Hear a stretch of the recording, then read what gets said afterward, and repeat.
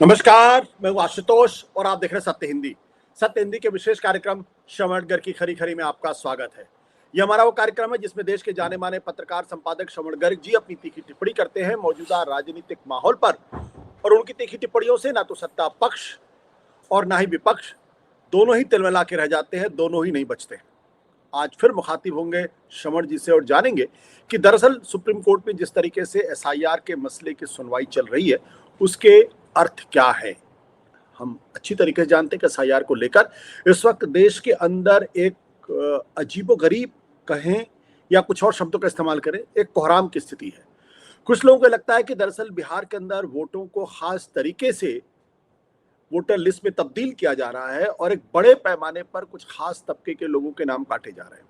दूसरी तरफ चुनाव आयोग का यह कहना है कि दरअसल अब तक की जो वोटर लिस्ट थी उस वोटर लिस्ट में काफी गड़बड़ियां हैं और उनको दुरुस्त करने का काम वो कर रहे हैं। इस पर कई पिटिशंस, कई याचिकाएं सुप्रीम कोर्ट में दाखिल की गई हैं। इन तमाम याचिकाओं पर कई तरीके के सवाल भी हैं और कई तरीके के जवाब भी हैं। सुप्रीम कोर्ट से ये उम्मीद की जा रही थी कि एसआईआर के इस मसले पर कोई कड़ा रुख अख्तियार करेंगे, जैसा कि पहले दिन से लग रहा था।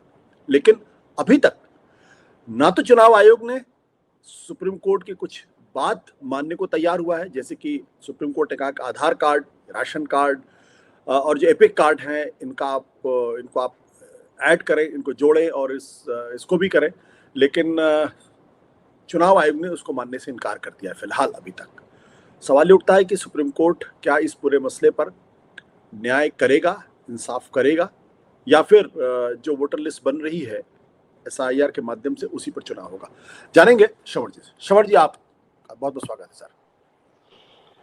सर, सुप्रीम कोर्ट की में जो चल रहा है और अभी तक की जो कार्रवाई है उसमें तो वही है कि सुप्रीम कोर्ट का कहना है कि ये जो 11 डॉक्यूमेंट्स मांगे गए हैं ये काफी वोटर फ्रेंडली हैं और पिछली बार केवल 7 की ही मांग की गई थी, तो उसके मुकाबले 11 कर रहे हैं।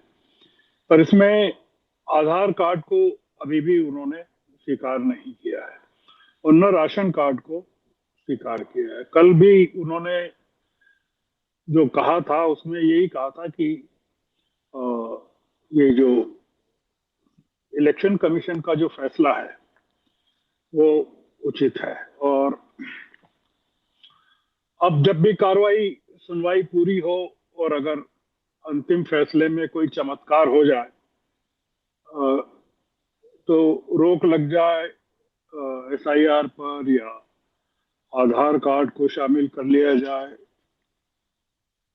तो बहुत आश्चर्य होगा। इसलिए होगा कि अगर आधार कार्ड को स्वीकार कर लेते हैं या विपक्ष की या पिटिशनर्स की मांग को स्वीकार कर लेते हैं तो अभी तक जो पूरी की पूरी एक्सरसाइज की है, ड्राफ्ट मतदाता जो सूची है जिसमें से 65-66 लाख लोगों को लगभग बाहर कर दिया गया है, वो फिर से करना पड़ेगी। मतलब उसमें से काफी लोगों को शामिल करना पड़ेगा। ये भी हो सकता है क्योंकि पर जैसा बताया गया था, ये जो जिन लोगों को बाहर किया गया है उनमें अधिकतर लोग जो हैं वो अपनी जगहों पर मिले नहीं हैं, कुछ के डुप्लीकेट एड्रेसेस मिले और कुछ मृत पाए गए, मतलब जो अब है नहीं इस दुनिया में।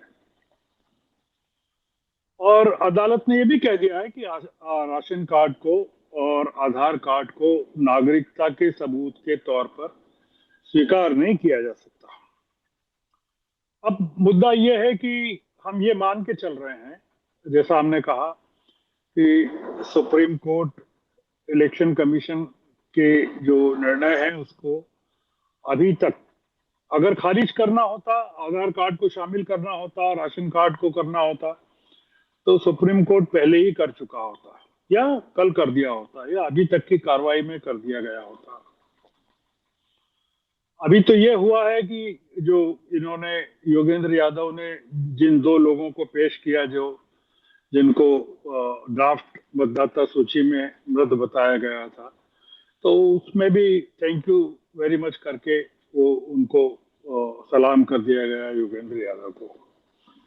अब एक जो बड़ा सवाल उठता है, जो उठेगा, आगे चलकर उठना चाहिए, कि जिन लोगों को या जिन शरीरों को या जिन मतदाताओं के नाम अंतिम सूची में नहीं होंगे, उनके बारे में मान लिया जाएगा कि वो देश के नागरिक नहीं है।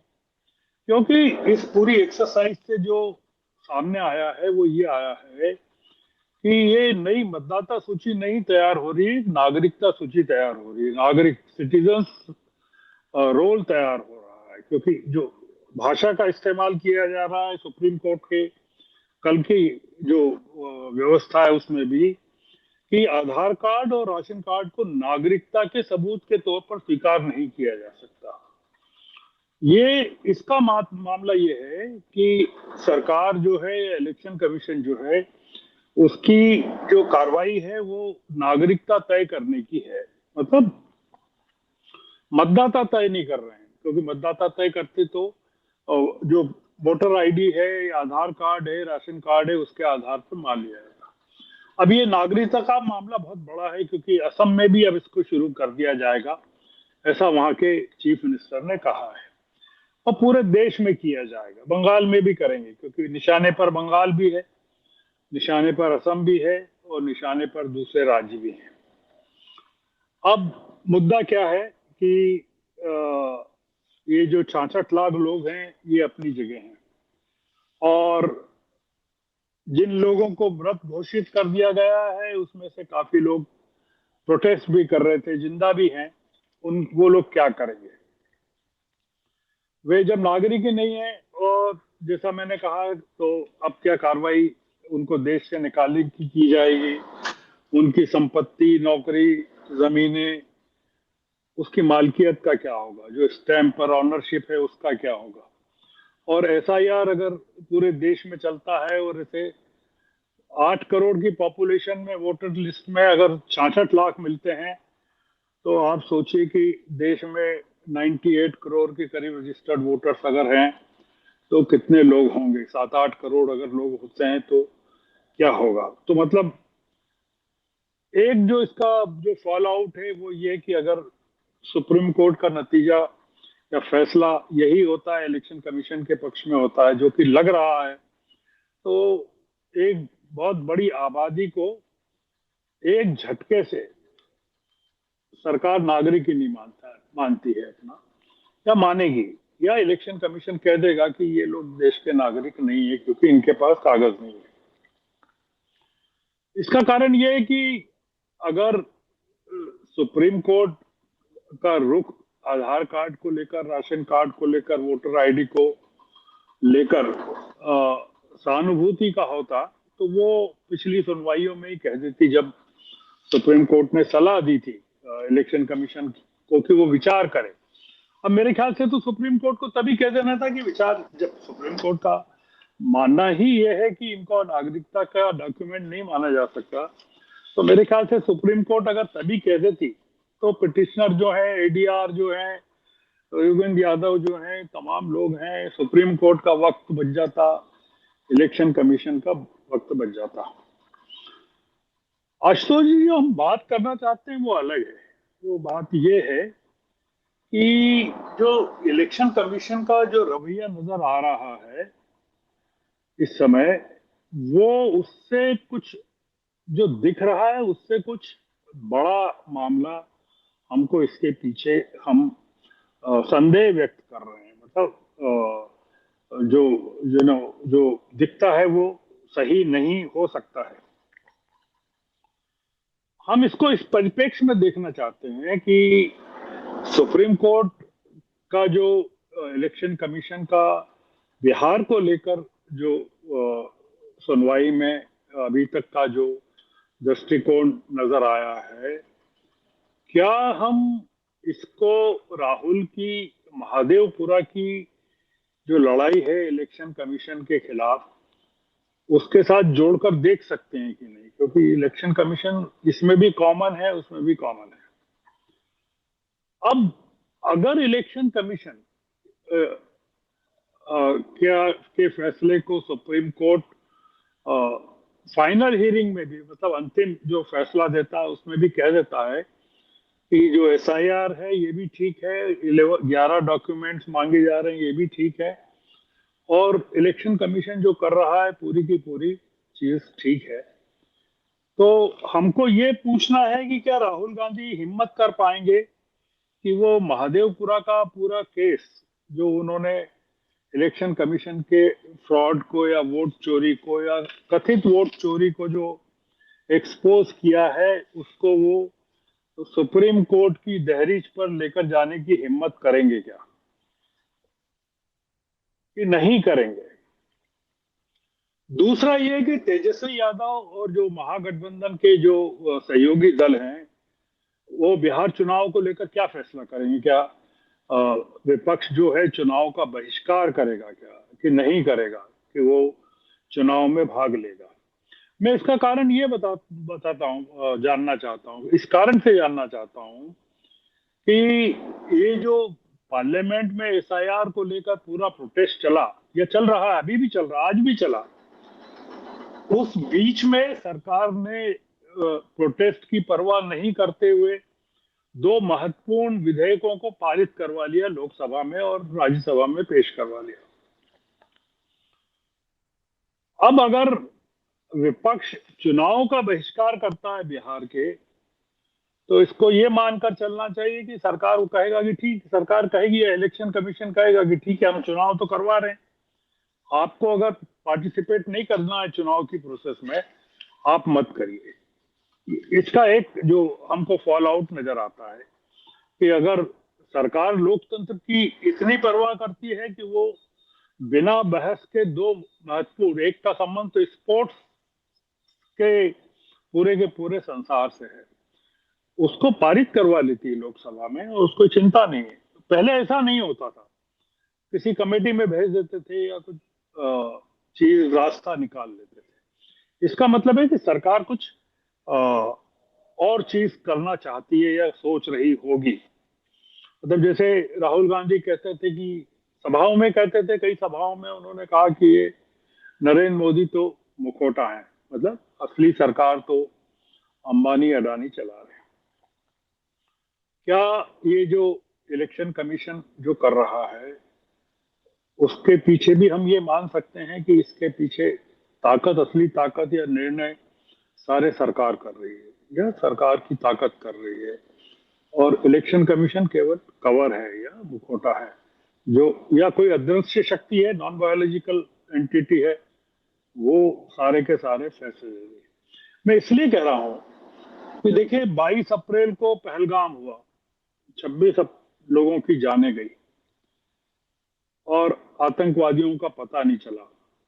उसके बाद पूरे देश में हल्ला मच गया, लोग पहलगाम के आतंक के नीचे दबे रहे।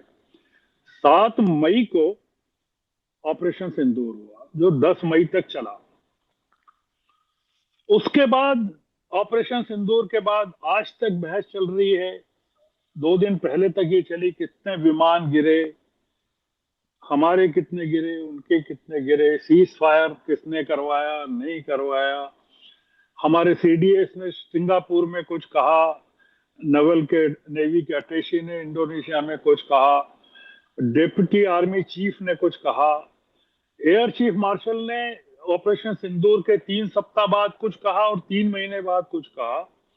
ये पूरा देश अभी इसी में उलझा हुआ था और देश पहलगाम और ऑपरेशन सिंदूर में लगा था कि आप बताइए कि 25 जून को अचानक से इलेक्शन कमीशन घोषित कर देता है एसआईआर के बारे में। मतलब देश तैयार नहीं है, और वो भी 25 जून का मतलब आप सोचिए कि इमरजेंसी की सालगिरह का दिन और बिहार का मामला, मतलब बिहार जहां से इमरजेंसी की पूरा का पूरा घटनाक्रम प्रकट हुआ।